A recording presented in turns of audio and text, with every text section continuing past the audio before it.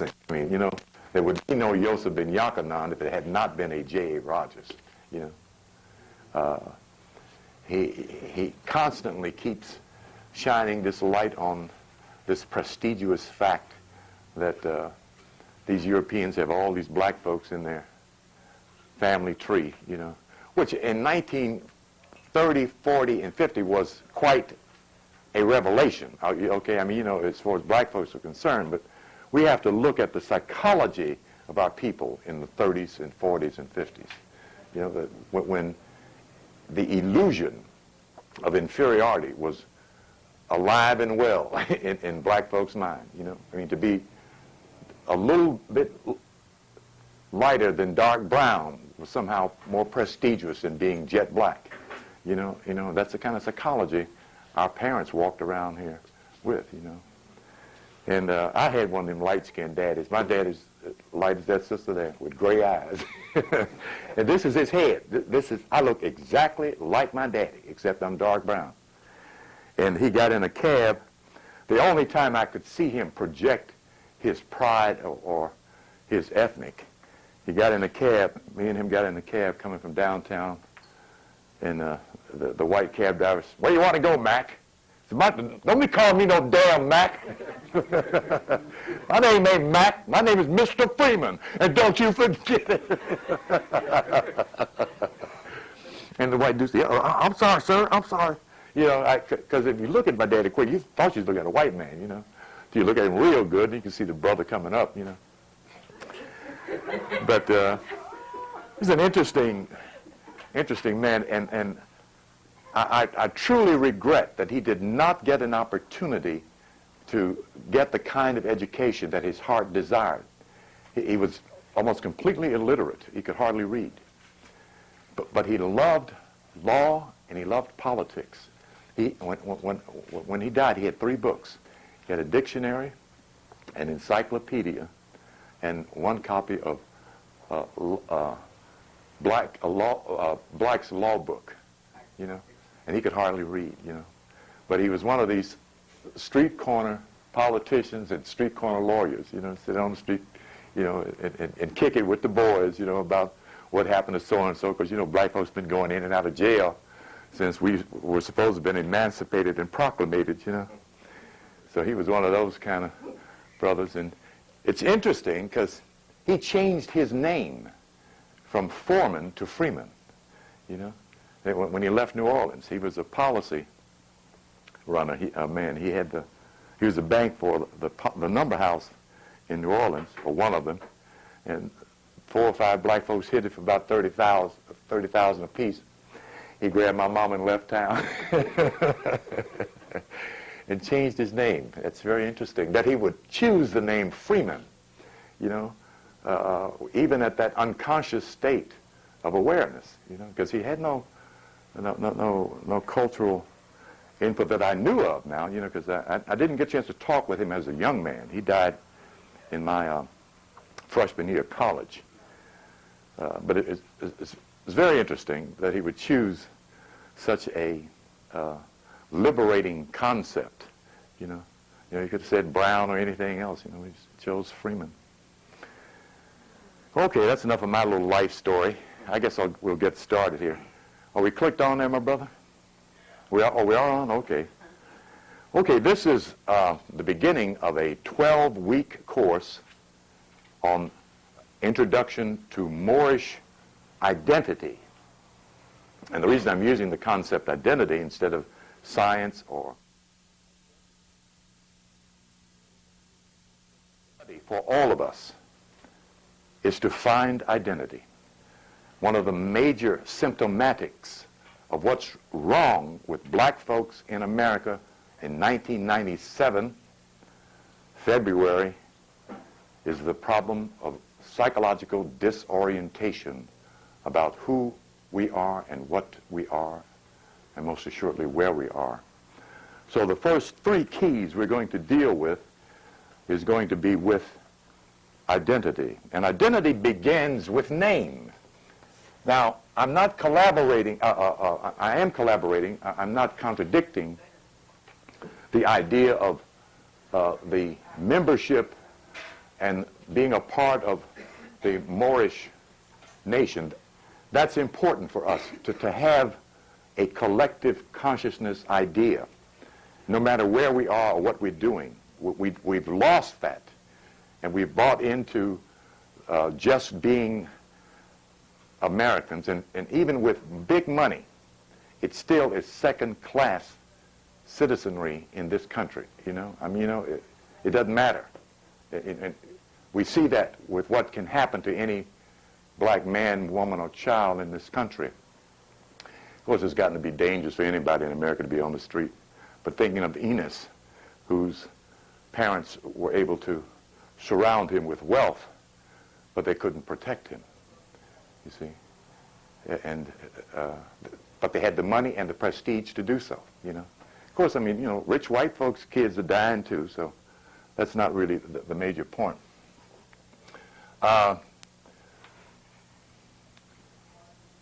We need to move towards each other from a positive point of view. But we need to do it knowledgeably, not with the fervor and the passion of rejection. That was Garvey's energy.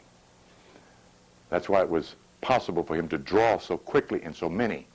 Black folks knew white America didn't want them. They weren't blind about that they were outside of the center of everything, you see. And I had the wonderful opportunity to hear a 12-minute audio tape of Garvey speaking, eloquent. You know, brothers, words get in your ear, you got to listen. You know, you can't ignore him. He was just a born orator, you know.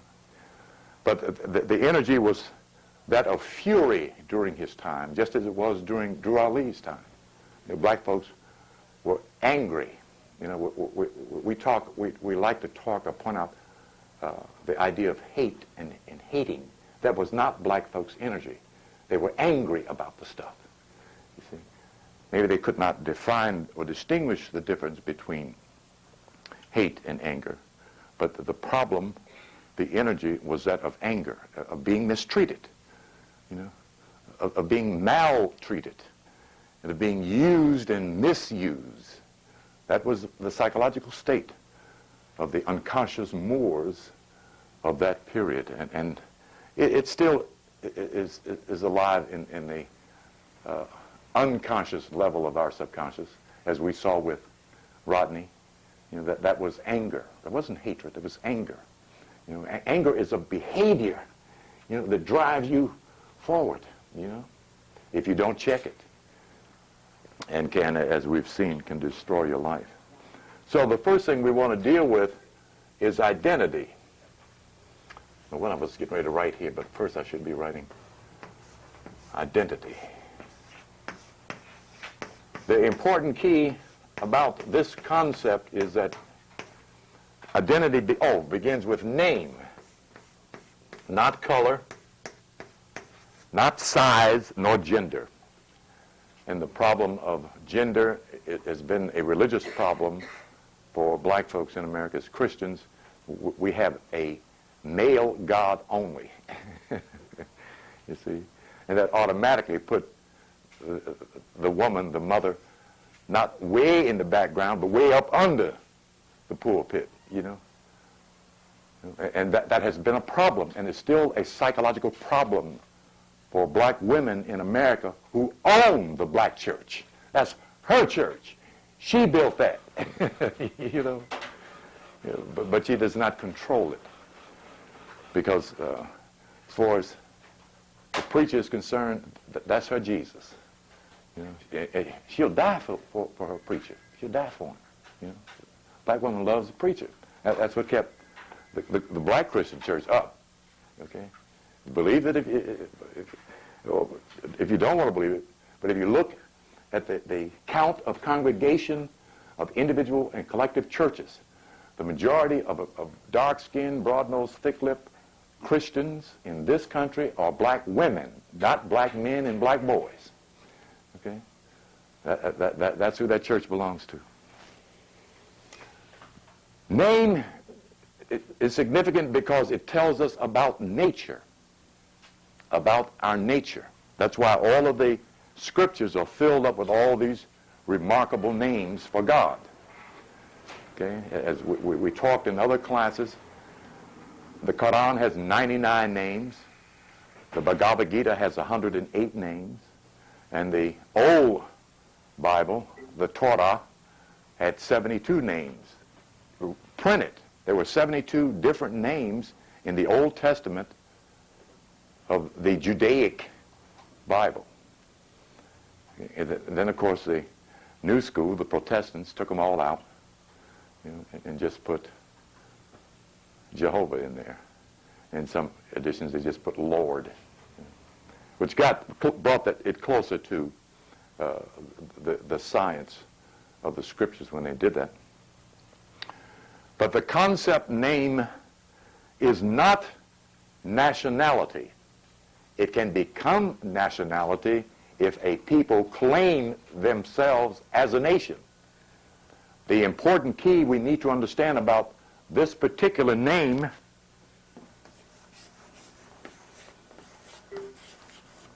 this is ethnocentric. It represents your blood, your chemistry, your genetics. Wherever dark-skinned, broad-nosed, thick-lipped, and furled-haired people are on this planet, they keep making the same complexions, the same features, the same bone, body structures, and the same genetic coding. That's ethnocentric. Okay? And that's important because you're talking about your Monday to Sunday psychology. Okay? When you go in the freshman year of college, you go in, what's up, my brother? Then when you come out and graduate, you come out, hi, how are ya? You've changed your psychology. Okay? Okay? You went in black and come out Afro-Saxon, as one brother said. Yeah. And that's confusing, and we all know that. I mean, we've met brothers who stand on that academic platform, political platform, who if you put your hand over your eyes, you could not tell if that's a white man or a white woman standing in front of you. You couldn't, And I understand how that happened, okay, because I had to deal with myself. I remember when the head of the boys club met me after my freshman year of college, and I saw him going across the street, and I said, "Hey, Mr. Spotwood," and called him, and one of them shook his hand, "Hi, how are you?" And that was me talking, He said, "Little Cornelius," like that.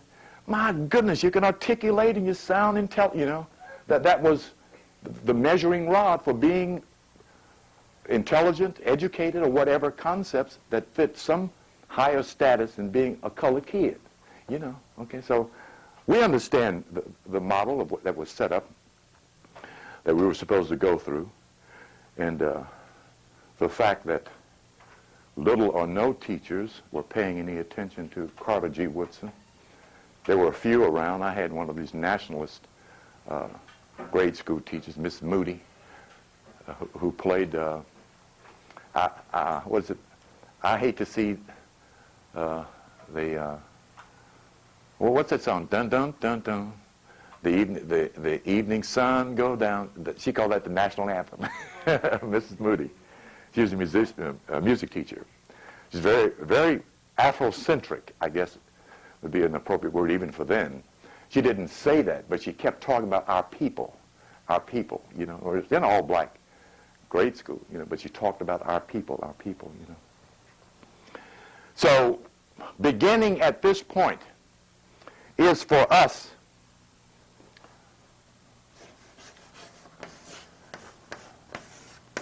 very important word, motif, the central theme of study. Whatever you're studying, whether it's biology or Bible, the theme, you, remains the same. The knowledge of self will not change down here or on the next plane. You'll still be looking for knowledge of self. You see? Provided you have the spirit of knowledge. Now, if you go into a level of faith or belief, then it's just going to be so wonderful, you won't care who you are. You'll be so happy and joyous. But even there, you have to study something that Christians need to find out. If you don't study here, if you don't learn here, you're going to study and learn on the next plane, whatever plane that is you go to. Okay? I mean, everybody ain't going to heaven that's coming out of the church. Some of them going to another plane that look just like this one. You know, they wake up, get up out of the bed, and they'll be somewhere else. You know, they'll be the same size, the same individual, except their consciousness will be different. You know, that's one of the passing over levels of fourth dimensional process. That isn't evolution, that's a revolution, because they got to come back down here, get them another body, and start off where they left off. So we begin with name. In the first place I want us to be able to look and to make reference to is in the dictionary. Okay? And Oma, do we have that big old dictionary? They got one about this big. Got every word on the planet in it. Is that around? Okay, I need to get that because I want to do this as systematically as possible. Yeah. Oh, there you are. Okay, I need the big dictionary. Thank you. The brother heard me all the way back there. Yeah, the name isn't in every dictionary. The little $3.95 pocket dictionaries you buy, it's not going to be in there. Okay. I had the wonderful pleasure one day of going in Goodwill's, just browsing, and like I like to do, and go back there where most white folks don't go back, in them big barrels where they throw the books instead of throwing them in the garbage can. And there was this dictionary, published in 1958. It cost 50 cents. You know, and the first thing I do is turn right to the B's, you know, because that's where you find more at. Right under black, the next word is black or more. And it was interesting because it gave a descriptive. Any dark-skinned person, anyone in Africa, and in parentheses, it read a word no longer used. Boy, that blew me away. you know. Okay. Now those are descriptives. Those are not definitions. And let me see if I can find it in here. I'm sure it's in here. Otherwise, Uma wouldn't have it in here.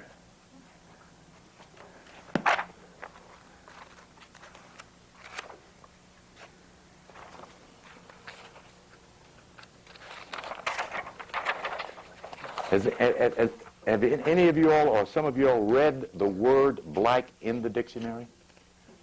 Yeah. If you'd like to have a brief horrifying experience, read that word in there. Yeah. And it's a concept that's been given to ambivalence.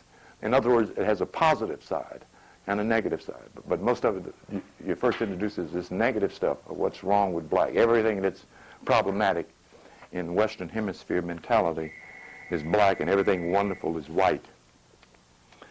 And that is most assuredly a problem.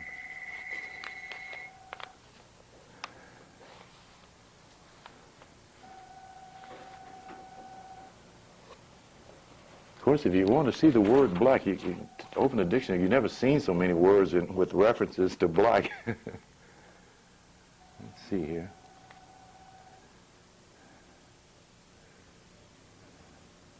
Yes, blackamoor.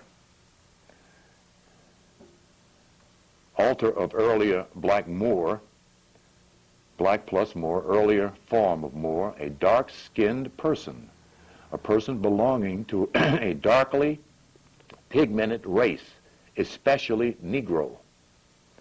Okay, we can buy that. Okay, so now that concept has been in the dictionary since Noah Daniel Webster published his dictionary, because that's who published the American English Dictionary, not the one who published the English Dictionary. That was a European. Okay, there's a European dictionary from which this language comes from, as that language comes out of the Anglo-Saxon language, which comes from the Latin language. That's the base, the Greco-Latin language. So if someone is asking, then you can point them to the dictionary. They'll get at least a descriptive which begins. This book here, as wonderful as it is, as far as they went, was to give a descriptive of blackamoor and a descriptive of Moor. They do not define the concept. None of them did. We're going to deal with that today, or tonight, rather. As I pointed out in my first lecture on Moorish science, name, meaning nature, is also a part of psychological behaviorism. We are motivated, moved by names. When you as a parent call your child, "Come here, baby, come here, honey, come here, sweetie," a little boy, a little girl toddles over there and waddles over there, giggling and smiling. But when you reverse that appliance, "Come here, fool, come here, come here, come here, you little crazy," the child backs off, okay? So that we see that names move our consciousness. It causes behavior, positive or behavior negative. A black mother and a black father should never call their child negative names. And understand something, children don't forget those, particularly between the ages of 6 weeks, 6 weeks, and 16 months. That's when this cortex is forming awareness of meaning of things. 6 weeks. And probably earlier than that. I'm just going by what the brother talks about in Black Child Developmental Psychology, Amos Wilson, in terms of looking at what a black man and black woman is. You have to look at what a black baby is, okay? Because that's what you begin raising. Raising this way, not rearing this way, okay? In other words, you can't beat a child into a good boy, a good girl, okay? I don't care what all these old athletes and old preachers and old politicians, well, my daddy didn't spare the rod, so I'm a better person for it. No, he's not. You know, maybe he didn't do what somebody else did, but beating, hitting, kicking, slapping children does not make for good behavior. Particularly the children that are coming on this plane during these cycles. These are high souls. You know, if you have a talker, Gemini, for instance, you don't tell Gemini to shut up. You talk to Gemini to get good response. They are not only talkers, they're rational. They are thinking. They have a vocabulary. They have a point of view. And much of the time, they have a defensive point of view that's legitimate. Okay, I don't want to get too far away. This is Gemini talking to you, so I'll get all off to the side there. I'm going to try to keep my focus today. We're only going to do 90 minutes. Okay, the next place you want to look, and particularly for black folks, is the only book on planet Earth that black folks believe God sent to them, and that's the Bible. They believe that God reached right over the white boy's head and said, "Here, y'all take this book." Well, he didn't do that. But it's good to know black folks have faith. And certainly during certain periods of our circumstance, not our history, slavery is not your history. It is your set of karmic circumstances. With his story, he's calling it our history. But that isn't what history is. Those are not your records of the past. Okay? When someone makes you do something, that's his doing that to you. Okay? When you decide what you intend to do, accomplish, achieve, aspire to, that's you making your own records of the past. Okay? That's the unique difference in study and in understanding, so that we don't look at each other with this, "Oh man, niggas ain't shit." You know, and we still got this mentality. In 1997, we're walking around here saying something that was put in our great-great-grandparents' head. Niggr is a Eurocentric term. And it's the only word that has followed us from slavery all the way up to this door. You know? It's amazing how that kind of psychology has survived. And it's not the white boy doing it. We kept it alive among ourselves. But if you note, within the past couple of years. You don't hear it so much on the bus and on the street and in places as we used to, like 5 years ago. You know, brothers had me standing on pins and needles, man, because they was throwing that word back and forth back like it was some kind of compliment. Hey, my nigga. No, wait a minute. No, that ain't what I am, you know. And if you didn't correct them, they wouldn't know, you know. Brother come in the Krispy Kreme. Hey, my nigga, give me a light. And I just stood and looked at him, because that's all I could do, just look at him. You know? And he looked up, waiting on me to give him a light, you know. I just stared at him. He went, oh, man, you know, because this whole thing stopped functioning, you know, when something in him told him wrong, you know, buzz, you know, wrong answer, you know. So it's important to be corrective, very important to be corrective. The central theme of study is yourself. Okay, you turn then to Genesis chapter 10 for the genealogy of one of the characters of this lineage that we've discovered, and even the Reverend know that the Hamites were black. Of course, they also, I think they've stopped doing that, though. I think some of them have stopped repeating this myth that God cursed Ham. You know? And that's what they were saying, though that's not in the book. Okay? You know, Noah is the one who was supposed to have cursed Ham. Okay?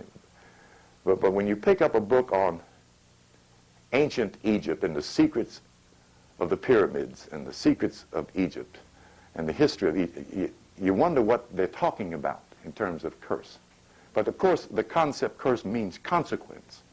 And the technical term for curse, consequence, is karma. But you turn to Genesis chapter 10, and you come up with, first, Ham. This is supposedly the parent of one of the sons of Noah who went east of the Garden of Eden, which would put him in the northern sector of Africa. Okay, that's geographics. But when you look carefully at the etymological term, I didn't need to erase that, you'll find out that Ham is not Ham, but is Can. And that by looking at another name with the same concept on it,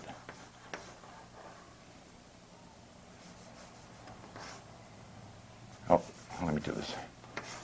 Oh, okay, it's supposed to be two M's here. You all have heard of Hammurabi.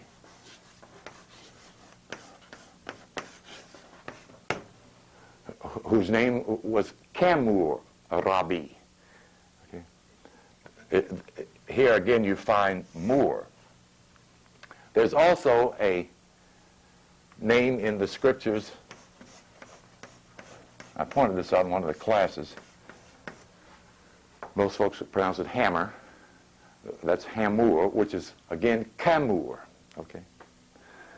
This is etymological tracking back to the syllable of a name, and of course, the definitive of the name. Kam is given both in the metaphysical and in the secular language to mean black fire.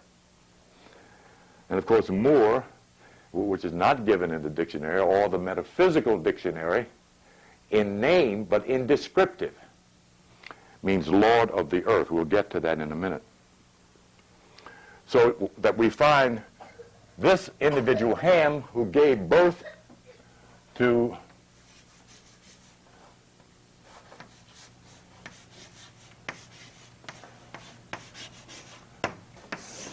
Mizraim. There is a verse somewhere in the Bible that states, but Egypt is Mizraim. If you look in Harper's Dictionary or Biblical Encyclopedia, you'll find a synonymic transfer of this syllable equals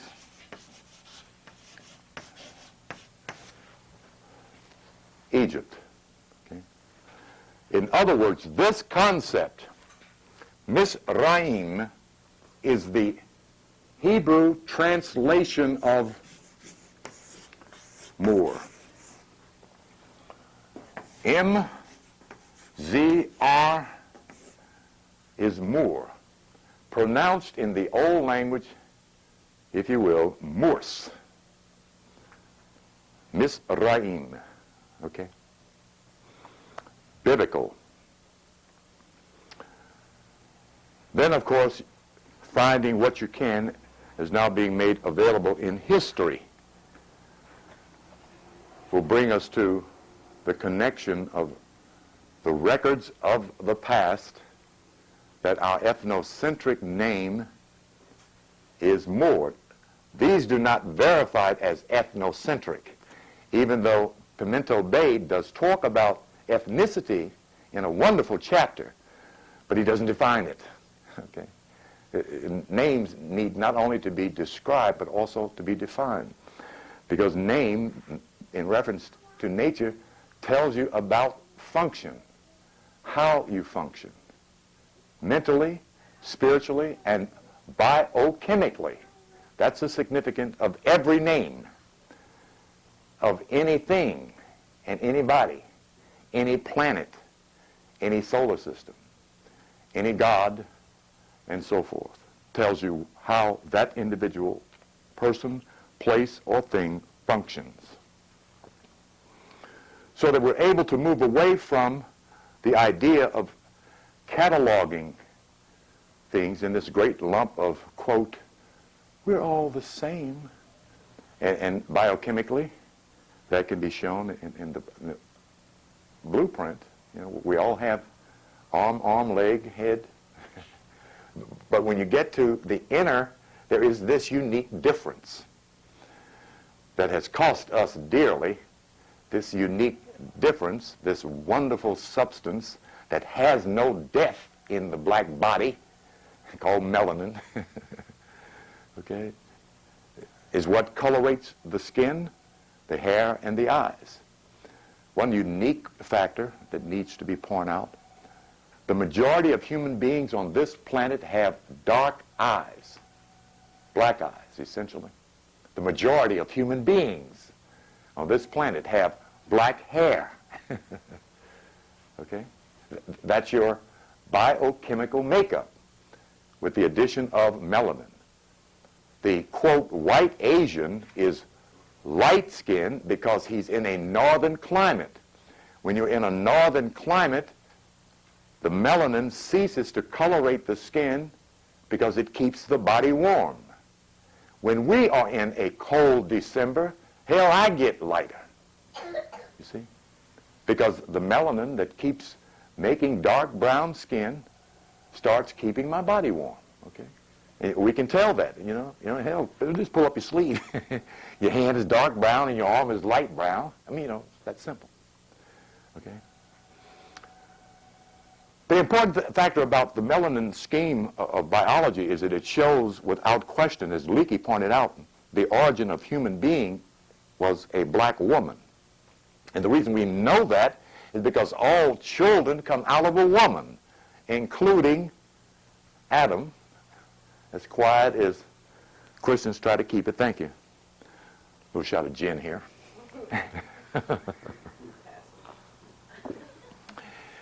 And we're looking for prestige, psychological prestige, not pride.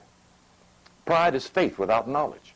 We're looking for awareness of self, you see, that lets us know more about who and what we are. Because when you talk about function, you've got to talk about power. When you talk about power, you're headed towards God, because that's who's got all the power. And we want some. So we keep looking at this uniqueness that makes us different. You see? And at some point, you do have to start being humble. When you dig into this knowledge here, you can walk out, end up walk in the bookstore like this here, and walk out like this. You know, it'll swell you up in a minute. I mean, it'll take but one book to get the brother's head up. It's all I got to do is read the right book. When I read The Clocks of Destiny, something jumped in my psyche. You know, that knowledge had hit my ego. You know, my little chest went, oh shit. You know, I'm somebody. You know, I mean, and being ignorant at that time. I'm talking about 1963. You know, 64. When I finally got 65, I finally got a copy of the Clock of Destiny, because my ego was so hungry. You know, and I had accomplished a lot as an athlete. You know, I wasn't.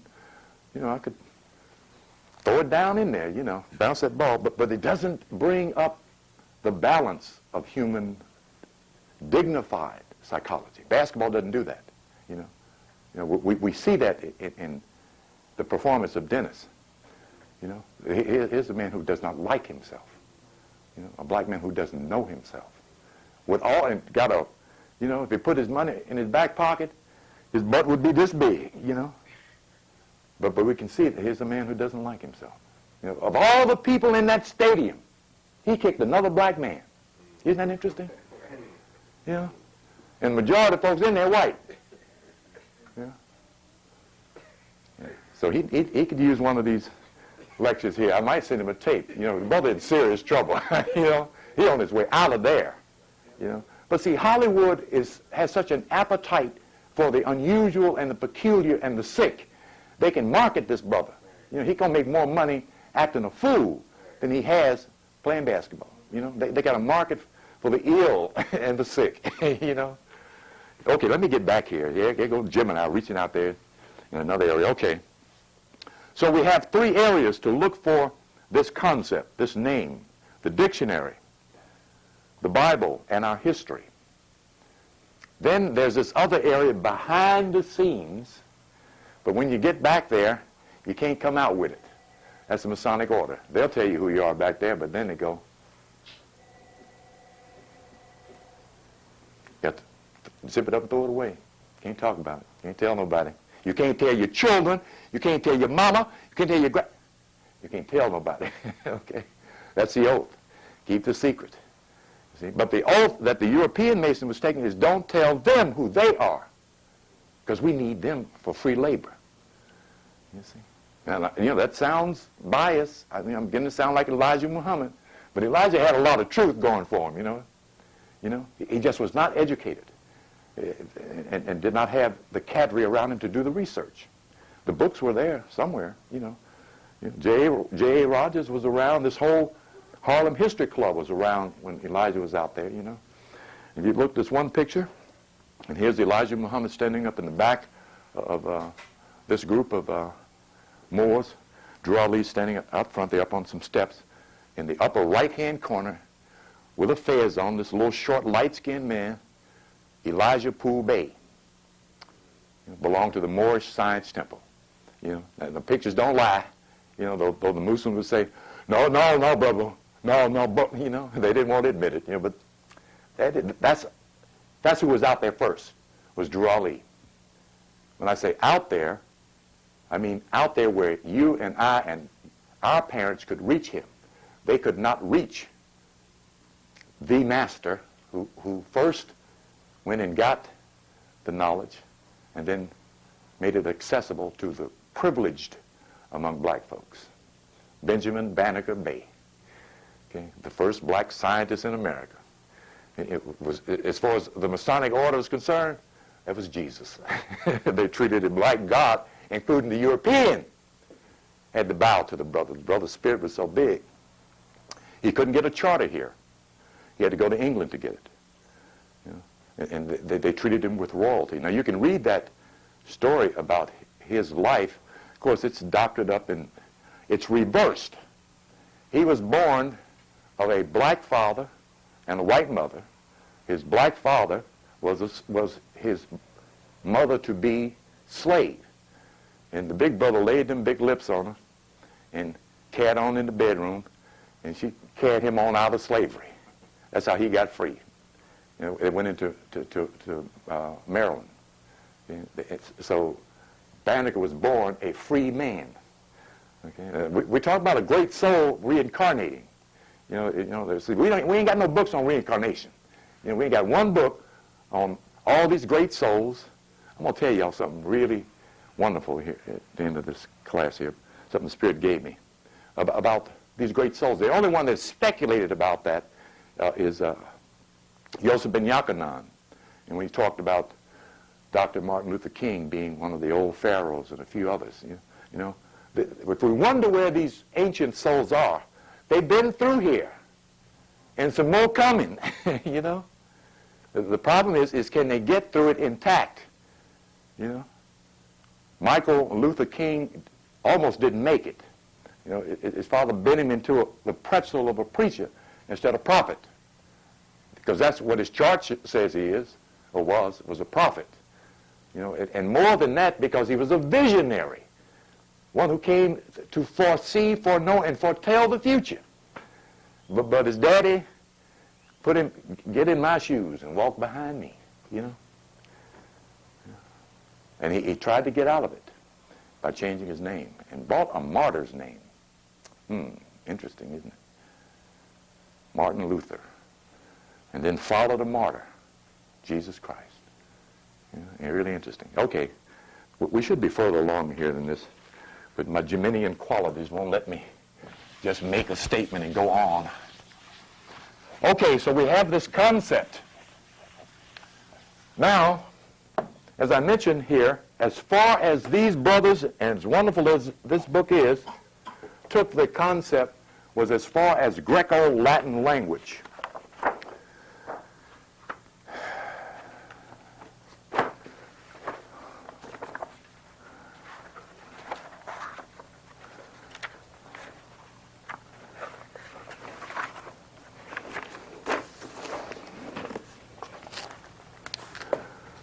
These names, where's the cameras on that side? Okay.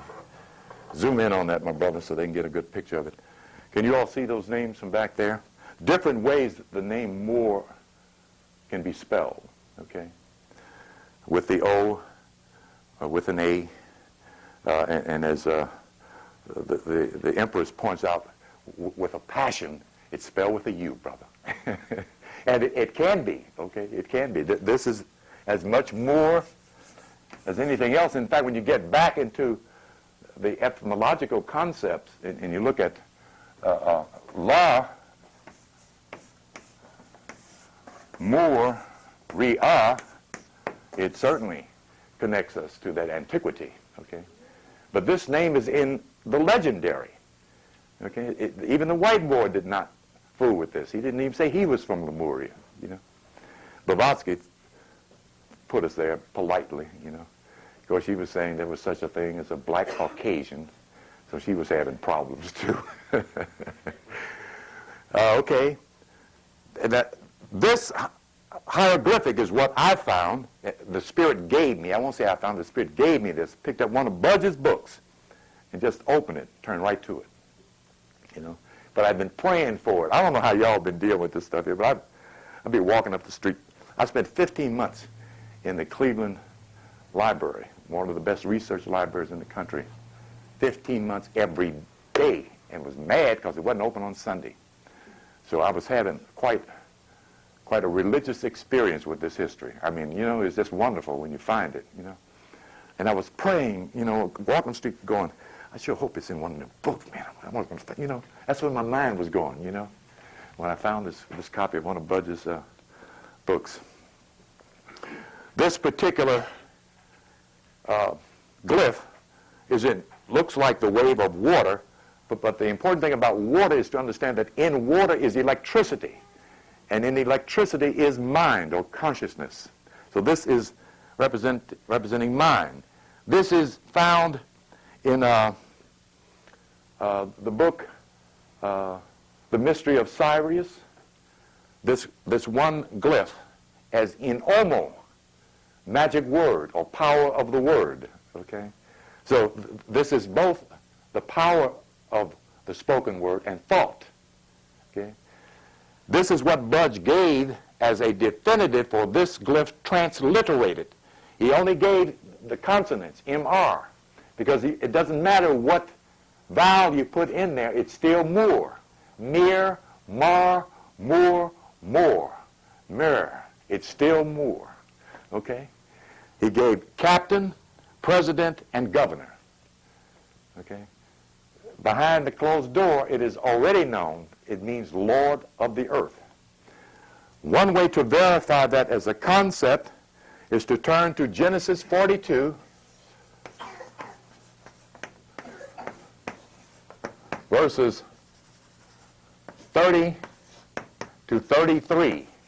This is the episode of Joseph, whom we all know, all us ex-Christians or good Christians, know that Joseph was the one that they did what? Who sold him? Right, okay, all right. That, very key, okay, when you're using the Codex Inscriptus, when you're going in looking for certain knowledge with that code, the story form tells you who the characters are. We're going to see that again in the book of Isaiah. Let me turn to that. Anyway, anybody got a Bible? One of you brothers run right to Genesis chapter 42, verse 30. If you beat me there, go ahead and read it.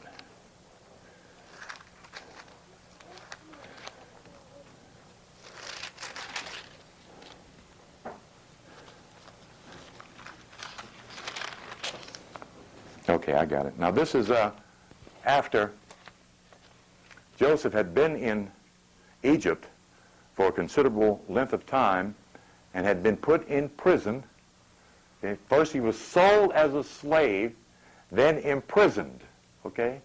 Now what we need to understand about the concept slave and slavery, that what the educator in this country is still doing on the secondary level as well as the grade school level, when they talk about black folks, they tell the children sitting there holding a book, when they brought the slaves over here, okay, our parents were not slaves when they came over here. They were captured, okay, kidnapped, okay. Some were kidnapped in their sleep, heads covered and hit over the head with a club and drugged out to sea. I'm literally drug out to sea. So we're not talking about slaves. We're talking about a deprocessing of a people who were certainly much more than what Europeans were able to do during and at that time. What had taken place here,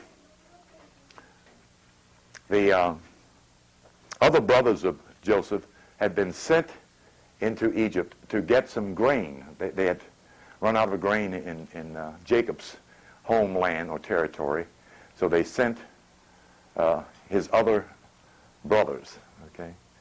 And they came upon Joseph. And Joseph runs this story on them because he recognized them, but they couldn't recognize him being in the Pharaoh's garb. This was the governor, okay? Now, it tells you two things. If, as a black man, you sitting there and I walk out of a group of white men, you definitely going to know something noticeable about me, which says that if they couldn't recognize him, that meant that everybody around him was black, including him. Okay? So we talk about the same people, different cultural backgrounds. Okay, the first key to that insert. Now this is Masonically coded. I want you to know that, okay? Okay, to let you know that those that were setting this book up were Kabbalistic writers. And those Kabbalistic writers, including Shakespeare, were Masons. Okay? Because that's who had the code. You see? Because the code came from your ancestors who brought the free stone Mason order to Europe. The Europeans didn't have it. See? And initiated both Europeans and Jews. Your parents were their teachers. Okay? And our history validates this. There's an excellent book. I mentioned it before, but Lucimba didn't get on it. Medieval Freemasonry by Elizabeth Cooper. It's a little small book. It costs about probably costs about $18 now. It used to be $12. That deals with this group of stone masons that come into Europe on commission and assignment to build castles, cathedrals, and palaces and homes for European kings and royalty. And they were a law unto themselves. They were not under the jurisdiction of any domain or dominion of any European king. They came intact with both law and order. And they were black, she says. They were African. But she does a very interesting, cute thing we'll get to later on. Medieval Freemasonry, Elizabeth Cooper. When they came to their father, now this is after Joseph sends his brothers back to get their other son, which they knew they had sold, but the two boys told him that he was back home. Okay? So I mean, it's a little allegorical story for them, as much of what you'll find in the Bible as valid knowledge. When you get past the story with the correct theme, motif, then you can unravel the meaning of and the knowledge of these stories in the scriptures. Okay. So they go back to their father to report that they didn't get any grain, and this is what they're saying to Jacob. When they came to their father Jacob in the land of Canaan, or Cain, they told him all that had happened to them, saying, "The man, the Lord of the land, spoke harshly with us and took us for spies of the country." Okay. Now, verse 33. It's a repeat, and it's verse 33. Okay, all right. "And the man, the Lord of the land, said to us, by this shall I know that you are honest men." Okay, so what is repeated there is the title of that man, the Lord of the land. In some texts, it reads Lord of the country, Lord of the earth. Okay, depends on the text. Okay, okay, all right. There's one other place we'll get to later where it's found in the metaphysics of Revelations concerning the very nature of what you are, is how and why you have the ethnocentric name that you have, and why it was yanked out of your hand. Okay. Now what I want to do is get to the other central or primary central theme. I think most of you in here know that, and it is what in the Bible? Where would you go directly for that other central theme, my brother? What's the other theme? Huh? Who you are is who? Come on here, no more. Huh? Thank you. John 10, 31, 36. All right? No, don't y'all. Now, see, I feel like I ain't done nothing now if y'all can't come up with that one. If I mention... Yes, ma'am. Thank you. John chapter 10, verses 31 to 36. First place you look. Anybody got a Bible? None of you American Christians got no Bibles in here. Okay. Now, let me double up here, because I'm running out of time. I'm not doing as much tape as I thought I was going to do. John 10. I misspelled John, didn't I? Got ready to spell Johanna. John. No, John, the book of John, the Gospel of John, John chapter 10, verses 31 to 36. It's an argument between the Pharisees and between Jesus and these Pharisees or Sadducees, or these Negro-colored Jews. He said, "I have shown you many good works. For which of those good works do you stone me?" And the statement that they give Jesus is, "We stone you not for good works, but you, being a man, make yourself out to be God." And Jesus' reply is, "Does not your scriptures say that you are gods? And if your scriptures so read, they cannot be changed." The scripture he's talking about is Psalm 82, verse 5 to 8. "They go on in darkness, knowing nothing. Did I not tell you that you are gods, children of the Most High? Yet you shall die like men and princes." That's the central theme of this Bible, the Bhagavad Gita, the Quran, the Rig Vedas. Okay, any Bible that you can think of, any scripture you can think of, the theme of every one of those books is Godhood, when you're looking for the knowledge of self. But when you're worshiping then, of course, God is greater than you. Okay, but that ain't what Jesus taught. Okay, that isn't what he taught. When someone tells you, be ye perfect, even as your heavenly Father, he's talking about you getting the same nature that God has. See? And that should be elaborated upon instead of the moralizing that preachers do and have done and does no good because it doesn't alter the psychology of black folks. You're supposed to raise consciousness, not jab it and poke it and make folks feel guilty. Folks been and hit that Scotch bottle Saturday night, so when they come in, they already feel guilty.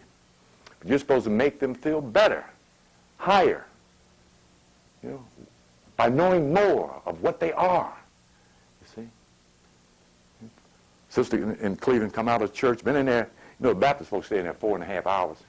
And she come out. These folks was dressed down to the foot. You all buy the best clothes in the world to go see the Lord. And she stuck her head out the door and like this here. Broad daylight, sun shining like a beam from heaven. Scared to death. Scared to walk outside, man. So all the shooting had gotten started in the early 80s.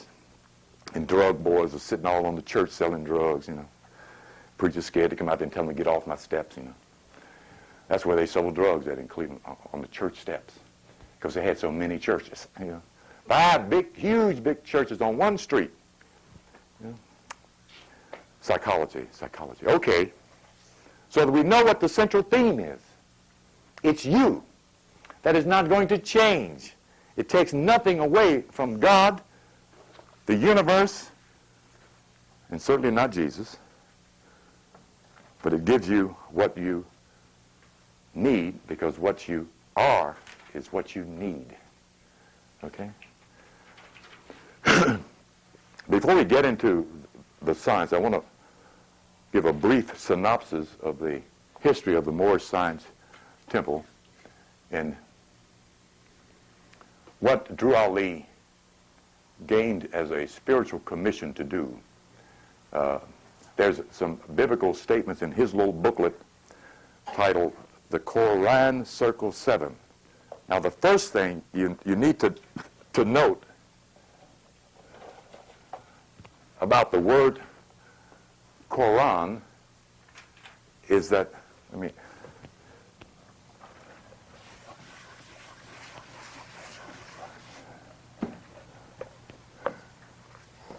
in transliteration, that's Quran. This is not Quran, which means it's not religion. Okay, the first thing that needs to be pointed out, and Drew Ali didn't do it, but I want you to know something about Drew Ali's era and commission. We're talking 1913, when black folks had this much education and really wasn't that interested in education. First, they were interested in trying to get some chicken and some rice and some greens on the table. Okay, because we're talking about heading towards what? In 1913, the next thing up was what? The Depression, okay? And we were already at the bottom, So the first priority was to survive, not get educated, not aspire to the best possible job as the first token Negro. Those weren't our goals, So we're talking about a brother who was far in advance of his students, his followers, who had prophetic abilities and prophetic visions, okay? How do you raise the consciousness of those who are not educated, who are not into or pre-groomed for spiritual mysticism? Okay? The only way he could hand them science was through the same gate that they had perceived God to be already, religion. So he gave them the symbolisms of the science, while he gave them the religious overtures of the same religion that most folks, black folks, were subscribing to, Jesus, singing Baptist songs in pretty much the same way, except a little bit different. I'm walking up a 12-rung ladder, and that's what they're saying. I'm going up a 12 rung ladder, 12 rungs, 12 steps, 12 degrees, 12 spiritual centers to become the whole man. He was giving it to him. He was giving it to him as a religious overture. Okay? And they killed this man because at a certain point he started giving them more than that. Now, he didn't write that in this book, but he was giving them at a certain point more than that. And the reason we know that is because of who killed him. The FOP, the Fraternal Order of Police, killed him. That's a Masonic order. See, the same ones that killed Robert Morgan, the one who wrote the book and told on the Masons. Now, they did to him what the code says: if you break your oath, then you shall have your heart cut out and hung upside down. That's what they did to Robert Morgan. They beat Drew Ali to death in his cell, as best I know. And, of course, the brothers said that he died mysteriously. But the other brothers who had some insight said that he wasn't even in the body when they started beating on him. He was gone. He was of whatever level of mastership. He was at a level of mastership. Okay? I got a few stories I want to get in. I'll tell them as we go along. I don't want to hold you up too long here. The first, this isn't a very good circle. That's what's on the cover of his book. This is a duplicate, a contrived. This brother here, who is a wonderful brother, he's a wonderful brother. He's done a lot for black folks, who now calls himself Dr. Malachi York, who was Imam Isa, who became, this brother here that went through the whole circle. I mean, this brother told everybody he was Jesus, he's the Christ, And spiritually speaking, we all are, all of those things, spiritually, But he had to announce all this. He took these brothers through so many trips and looked up this brother and stuck his picture in Drew Ali's. Now when he started out, he put fezzes on his Muslims in New York. They were wearing black fezzes. Then they had conflict with the Moors in New York, and they took them off and put the pakla on, a little short Masonic hat, and then started going through this revolution with different garments and different hats and different symbols, But here's a picture, a very good picture of Noble Drew Ali. Very handsome brother from North Carolina. And I don't know what his educational background was. It is also alluded that he was a Mason and got out of the Masonic order. But that he had power has been because there's still some Moors on this plane, or at least was 12 years ago,